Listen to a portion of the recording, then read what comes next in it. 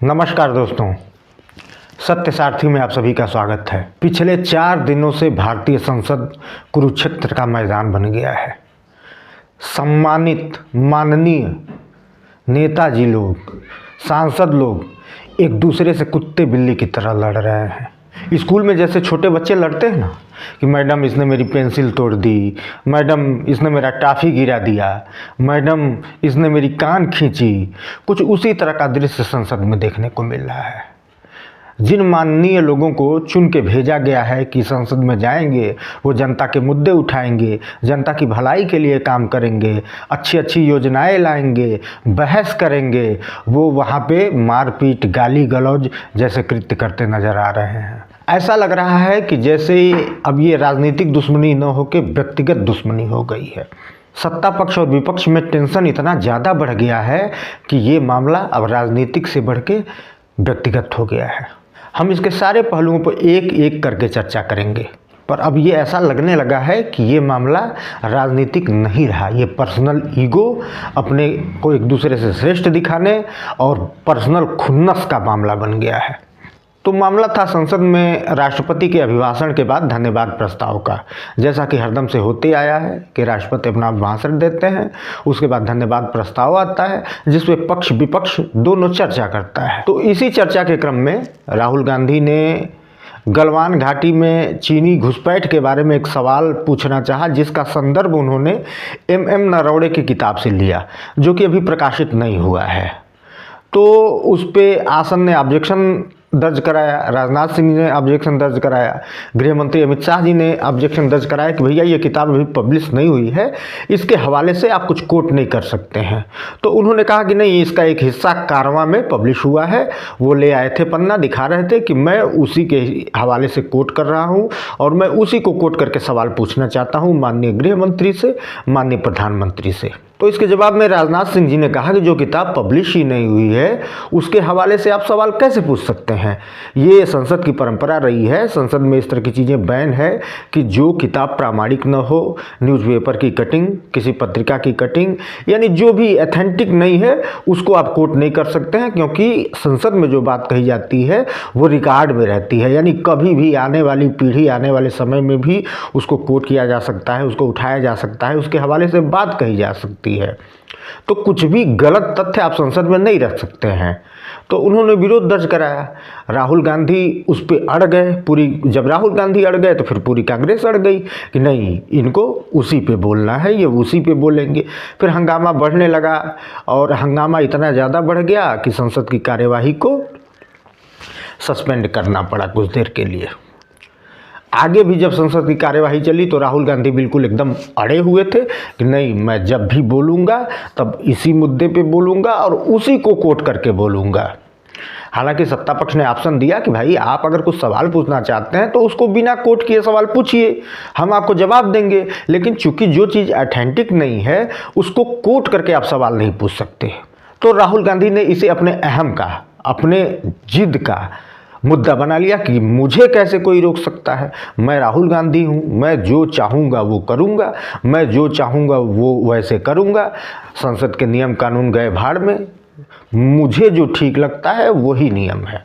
उसके बाद से कांग्रेस के कुछ नेताओं ने, बड़े नेताओं ने एप्स्टीन फाइल के हवाले से मोदी पे व्यक्तिगत कीचड़ उछालने का प्रयास किया, जिसके बाद से भाजपा का भी पारा हाई हो गया और भाजपा ने ये तय कर लिया कि भैया अब जैसे को तैसा जवाब दिया जाएगा, ये जैसा कर रहे हैं उसी तरीके से इनको जवाब दिया जाएगा। तो उसके जवाब में निशिकांत दुबे किताबों का पिटारा लेकर आ गए और वो प्रकाशित किताबों का पिटारा लेके आए। जो किताबें प्रकाशित हो गई हैं उन किताबों का पिटारा लेके आए और उससे कोट करने लगे। वो नेहरू से लेके, इंदिरा गांधी से लेके सोनिया गांधी के चरित्र तक पे टिप्पणी करने लगे। हालांकि आसन उनको तब भी रोक रहा था कि नहीं, आपको नहीं बोलना है, आपको नहीं कोट करना है, लेकिन निशिकांत दुबे रुके नहीं। वो बहुत गुस्से में दिख रहे थे। वो वो कांग्रेस को मुंहतोड़ जवाब देना चाहते थे। हालांकि ये भी सही नहीं था, ये भी कहीं न कहीं सदन की मर्यादा को गिराने वाला ही है कि ठीक है वो पूर्व प्रधानमंत्री रहे हैं लोग, तो उनके बारे में इस तरह की टिप्पणी नहीं होनी चाहिए, खासतौर पे व्यक्तिगत टिप्पणी तो एकदम नहीं होनी चाहिए, ये लोकतंत्र के लिए ही ठीक नहीं है। लेकिन कांग्रेस ने जो रुख अपनाया, समझाने के बाद भी वो नहीं माने, और फिर उनके नेताओं ने एपस्टीन फाइल के हवाले से जब मोदी के चरित्र पर कीचड़ उछालना चाहा तो फिर भाजपा नेताओं का भी धैर्य टूट गया। फिर निशिकांत दुबे उन्हीं किताबों के हवाले से बताने लगे कि नेहरू किस प्रकार एडवीना के साथ उनके क्या संबंध थे, क्या क्या किया उन्होंने। तो नेहरू से लगाए तो इंदिरा गांधी, सोनिया गांधी, सब पे उन्होंने वार किया। और हालांकि उन्होंने व्यक्तिगत अपना उसमें कुछ भी नहीं वो जोड़ा, जो कुछ भी था वो किताब के हवाले से ही वो बोल रहे थे। और आसन उनको रोक भी रहा था कि नहीं ये अलाउ नहीं है, आप मत कोट करिए, मत बोलिए, लेकिन वो बोलते गए। उसके बाद से ही ये मामला बहुत ज़्यादा गर्म हो गया। अच्छा, शोरगुल को लेके कुछ सांसदों को निलंबित कर दिया गया, जो कि संसद के गेट पे, मयूर गेट जो है, मयूरपंख गेट, वहाँ पे वो धरना प्रदर्शन कर रहे थे। राहुल गांधी भी वहीं पे थे धरना प्रदर्शन में उन लोगों के साथ। तो पंजाब के एक सांसद हैं रवनीत बिट्टू, जो पहले कांग्रेस में ही थे, उनके पिताजी शहीद रहे, इसके लिए शहीद हो गए वो। तो वो बिट्टू जा रहे थे संसद की तरफ, अचानक राहुल गांधी की नज़र उन पे पड़ गई। फिर राहुल गांधी ने जो हरकत किया वो बिल्कुल ही बचकानी थी, और बहुत बिल्कुल भी उसको कोई भी अच्छा नहीं कह रहा है। कांग्रेस पार्टी की तो मजबूरी है कि राहुल गांधी जो भी कहेंगे उसे अच्छा ही कहना है, लेकिन गठबंधन की ही बाकी पार्टियां कह रही हैं कि नहीं, राहुल गांधी का ये आचरण ठीक नहीं था। तो वो बिट्टू जब जा रहे थे तो राहुल गांधी ने उन पे बड़े ख़राब तरीके से कमेंट किया कि देखो ये गद्दार जा रहा है। तो रवनीत बिट्टू ने हालांकि वहाँ रुक के, और उन्होंने फिर आगे बढ़ के हाथ मिलाया, तंज के लहजे में हाथ मिलाना चाहा, तो रवनीत बिट्टू ने उनको वहाँ पे उचित प्रत्युत्तर दिया, उचित जवाब दिया, और वो चले गए। भाजपा ने इस मुद्दे को बहुत बड़ा बना दिया, उन्होंने इसे पूरे सिख समुदाय का अपमान बताया। अप्रत्यक्ष तो बहुत सारी चीज़ें चल रही थी, लेकिन प्रत्यक्ष के लिए भाजपा को जो मुद्दा चाहिए था वो मुद्दा राहुल गांधी ने उन्हें दे दिया। राहुल गांधी की ये जो हरकत थी, जैसे कॉलेज में बच्चे सीढ़ियों पे बैठ जाते हैं और आने जाने वाले पे फप्तियाँ कसते हैं, लड़कों पे कमेंट करते हैं या लड़कियों पे कमेंट करते हैं, वो एक अज्ञानता होती है, एक वो भाई देश दुनिया देखे नहीं होते हैं, नई उम्र के बच्चे होते हैं, तो वो इस तरह की हरकत करते हैं। राहुल गांधी तो नेता विपक्ष हैं, एलओपी हैं, भारत की दूसरी सबसे बड़ी पार्टी और पहली सबसे पुरानी पार्टी के एक तरह से सर्वे सर्वा हैं, मालिक हैं। भले वो अध्यक्ष नहीं है, लेकिन पूरा कमांड उनका है, वही चलाते हैं पूरे कांग्रेस को। लीडर ऑफ अपोजिशन हैं, विपक्ष के सारे पार्टियों के भी नेता हैं। वो इस तरह की हरकत कर रहे हैं, वो ऐसी ओछी टिप्पणियाँ कर रहे हैं, वो ऐसे कमेंट कर रहे हैं। तो प्रत्यक्ष रूप में राहुल गांधी ने भाजपा को वो मुद्दा दे दिया कि जिससे वो डायरेक्ट वार कर सके। अंदर खाने तो बहुत कुछ चल रहा है, उसकी भी चर्चा हम करेंगे, आगे करेंगे, लेकिन डायरेक्ट मुद्दा पकड़ा दिया कांग्रेस ने भारतीय जनता पार्टी को, और भारतीय जनता पार्टी इस मुद्दे को बड़ा करने में लग गई, इसको उछालने में लग गई। सबसे सनसनीखेज आरोप जो है वो ये है कि प्रधानमंत्री जहां बैठते हैं उनके पास कांग्रेस की महिला सांसद, उसमें से भी दलित सांसद, प्लान्ड तरीके से उनके इर्द गिर्द पहुंची। तो लोकसभा के जो सभापति हैं माननीय ओम बिरला जी, उन तक ये खबर पहुंची कि कांग्रेस ने इस तरह का प्लान किया हुआ है कि महिला सांसद प्रधानमंत्री के साथ कुछ दुर्व्यवहार करेंगी। तो जैसा कि कहा जा रहा है कि मामला ये बनने वाला था कि जब महिला सांसद कांग्रेस की दुर्व्यवहार करने की कोशिश करेंगे प्रधानमंत्री के साथ, तो फिर सत्ता पक्ष की भी महिला सांसद या पुरुष सांसद वहाँ पहुँचेंगे, फिर वहाँ हाथापाई भी हो सकती है, वहाँ स्थिति अजीबोगरीब भी हो सकती है। हो सकता कि वहाँ महिला सांसद ही पक्ष विपक्ष की एक दूसरे से मारपीट करने लग जाते, एक दूसरे के बाल खींचने लगते, एक दूसरे को पटकने लगते, एक दूसरे को घसीट के ले जाने लगते।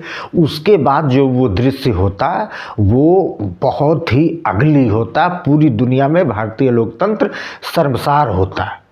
तो जैसा कि कहा जा रहा है कि कांग्रेस की यही साजिश थी कि ऐसा कुछ हो ताकि दिखाया जा सके कि देखिए कितना जो कभी नहीं हुआ वो मोदी के आने के बाद हो रहा है। तो इन सारी चीज़ों को सोच के विचार करके ओम बिरला जी ने प्रधानमंत्री जी से रिक्वेस्ट की कि नहीं, आपको नहीं बोलना है, आप मत आइए। और प्रधानमंत्री जी ने उनके अनुरोध को स्वीकार कर लिया। वो लोकसभा की जगह राज्यसभा में गए और उन्होंने जी भर के अपने दिल की बात करी। पहले अपने योजनाओं को गिनाया, उसके बाद एक एक करके कांग्रेस पे वार करना शुरू कर दिया। वहाँ उन्होंने कांग्रेस के धागे खोलने शुरू कर दिए। कांग्रेस के सारे कच्चे चिट्ठे को वो सामने लाने लगे। कांग्रेस के साथ साथ उन्होंने आम आदमी पार्टी को भी लपेट लिया। इनडायरेक्टली संजय को ब्लैकिया कह दिया। तब से आम आदमी पार्टी भी खूब छटपटाई हुई है, खूब बौखलाई हुई है, खूब परेशान है। कह रही है देखिए प्रधानमंत्री इस तरह की व्यक्तिगत टिप्पणी कर रहे हैं। हालांकि उन्होंने नाम नहीं लिया संजय सिंह या किसी का, उन्होंने ब्लैक शब्द का प्रयोग किया, लेकिन समझने वाले तो समझ गए। जिस पे अटैक था वो तो समझ ही गया कि भैया क्या हो रहा है। अरविंद केजरीवाल पे भी उन्होंने वार किया। किसी इस महल में रहने वाले नेता ने शराब में अपनी पार्टी को ही डुबो दिया। शराब घोटाले की बात कर रहे थे, वो शराब पीने की बात नहीं कर रहे थे, वो शराब घोटाले की बात कर रहे थे। ऐसे उन्होंने कांग्रेस की भी सारी योजनाओं का जिक्र कर दिया। तो उन्होंने अपने खुल के अपने तीर चलाए। तो उन्हें देश को मैसेज कन्वे करना था, तो उन्होंने कर दिया। नहीं लोकसभा में किया, राज्यसभा में किया, उनका काम तो हो गया, उन्होंने तो कर दिया। कांग्रेस को इससे क्या मिला ये समझ में नहीं आ रहा है। अगर कांग्रेस इस तरह का प्लान की थी कि संसद में इस तरह की चीज़ें हों, प्रधानमंत्री के साथ दुर्व्यवहार हो, तो सोचिए लोकतंत्र ये किस दिशा में जा रहा है। भारत के लोकतंत्र को दुनिया का सबसे खूबसूरत लोकतंत्र कहा जाता है। चुनावों के बाद सत्ता परिवर्तन में यहाँ इतनी स्मूथ प्रक्रिया होती है, कोई हिंसा नहीं, कोई दंगा नहीं, कोई बवाला नहीं। अमेरिका में आपने अभी देखा था, ट्रंप जब हारे थे, अभी तो इस बार जीत गए हैं, जब ट्रंप हारे थे इसके पहले वाले चुनाव में, तो ट्रंप के समर्थक घुस गए थे वहाँ के संसद व्हाइट हाउस के अंदर तक, गोलियां तक चलानी पड़ गई थी, ये स्थिति आ गई थी। तो भारत में ऐसा नहीं होता है। भारत में बहुत स्मूथ सत्ता परिवर्तन होता है। जैसे ही वोट काउंट हो जाता है, चीज़ें क्लियर हो जाती हैं कि भैया ये पार्टी आने वाली है सत्ता में, अगला किनारे कर लेता है और बहुत ही स्मूथली सब कुछ हो जाता है। तो जो चीज़ें बनी हुई है भारत की अच्छी हैं, जो ठीक ठाक हैं, उसको इतना अगली करने की कोशिश की जा रही है। अभी तक लगभग 70 साल हो गए, इस तरह की चीज़ें नहीं देखने को मिली थी। ठीक है, हंगामे शुरू से होते थे, बहुत सारी चीज़ें हुई हैं, नोट लहराया गया है संसद में, बेल के पास लोग आ जाते हैं, कागज़ फाड़ते हैं, उछालते हैं, चीज़ें होती हैं। लेकिन जो भी दुश्मनी होती है वो राजनीतिक होती हैं, मुद्दों पे होती हैं। कभी ऐसा नहीं हुआ कि चीज़ें राजनीतिक से हटके व्यक्तिगत हो जाए, ऐसा कभी नहीं हुआ। संसद में एक दूसरे के खिलाफ लोग बोलते हैं, बाहर निकलते हैं, बहुत कूल डाउन होकर एक दूसरे से हंसी मजाक करते हैं, चाय पानी पीते हैं, बातचीत करते हैं, कभी भी उसको व्यक्तिगत नहीं लिया जाता है। लेकिन राहुल गांधी के नेतृत्व में कांग्रेस लग रहा है कि जैसे अब ये राजनीतिक लड़ाई नहीं लड़ना चाहती है, ये व्यक्तिगत लड़ाई लड़ना चाहती है। उसने पर्सनलाइज कर दिया है चीज़ों को, और जब आप चीज़ों को पर्सनलाइज करेंगे तो फिर वो अगली होगा ही होगा, फिर उसको अगली होने से कोई नहीं बचा सकता। और मैं ये नहीं कह रहा कि ये सिर्फ राहुल, ये दोनों पक्षों का दायित्व है, सत्ता पक्ष और विपक्ष दोनों को बैठना चाहिए, बैठ के बात करना चाहिए। भाई आप लोग माननीय नेतागण हैं, सम्मानित हैं लोग, आप लोग भारत की संसद में गए पहुँचे हुए हैं, जिसे लोकतंत्र का मंदिर कहा जाता है। उस लोकतंत्र के मंदिर में ऐसी घिनौनी हरकतें, क्या संदेश देना चाहते हैं आप लोग आप जनता को?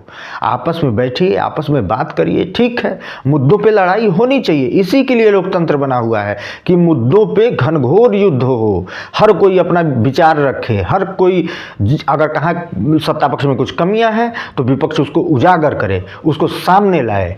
लेकिन ये जो तरीका है, इस तरह की जो चीज़ें हैं, वो लोकतंत्र को कमज़ोर ही बनाएंगी, मजबूत नहीं बनाएंगी। वीडियो को लाइक करिए, शेयर करिए, चैनल को सब्सक्राइब कीजिए और बने रहिए हमारे साथ। सच्ची खबर, पक्की खबर, खबरों के पीछे की खबर जानने के लिए।